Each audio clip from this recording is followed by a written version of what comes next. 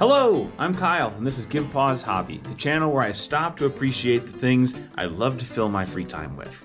Today, I'm talking about a game that I didn't think I'd like, for whatever reason, for the longest time, and have absolutely adored ever since I took the plunge for all of the reasons. And of course, I'm talking about Spirit Island. Which, just a heads up, I currently have all the box sets, including the reissue of the promo Spirits, which means my box dedicated to Spirit boards is pretty full at this point. So let's get into it. In Spirit Island, each player represents one of a pantheon of spirits residing on, you guessed it, an island. Your goal is to slow, redirect, and eventually stop invaders from spreading across the land after traveling from afar. From the rushing rivers to the swarming insects of the island to the concept of the passage of time itself, each spirit represents an aspect of the island and wields powers drawn from that theme. While this means each spirit begins very asymmetric from their brethren, you can also develop your spirit's arsenal over the course of the game to fit the needs of your specific matchup. The opposing forces in the game are simple white explorers, towns, and cities representing increasingly draining levels of occupation on the island, and every turn they'll attempt to ravage, build, and then explore in different biomes. In order to repel the invaders from the island, you need to match levels of invader destruction and fear you've instilled in them before they cut losses and leave. Early game, you'll need to destroy every single invader piece. But as you earn fear cards through your different actions, the fewer invader pieces you'll need to destroy.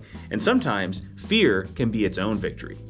This is accomplished by the Spirit's power cards, both unique to them and gained from the common decks, and innate powers from their board. These come in two speeds, fast and slow. With fast powers, you're able to affect the world before any invader actions take place, but the slow powers that trail the invaders are typically more impactful.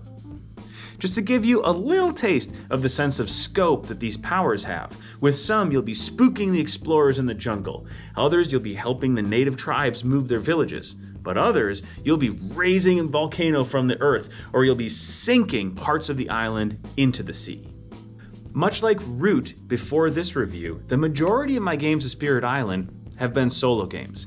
I know to many people, the magic of Spirit Island is in the interplay between the spirits, and while I won't deny how awesome that feels, to me, the magic resides in how each individual spirit evolves with their different growth options. Essentially getting to choose which type of actions they take each turn, thereby unlocking both the number of cards they can play as well as their currency with which to play them, and also their amount of presence on the island.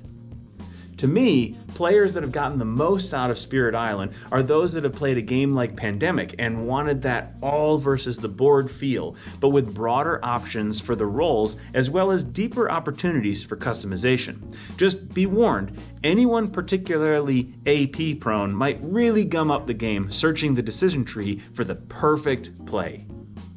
So why do I keep coming back to Spirit Island, and oftentimes for more single spirit, single island sessions?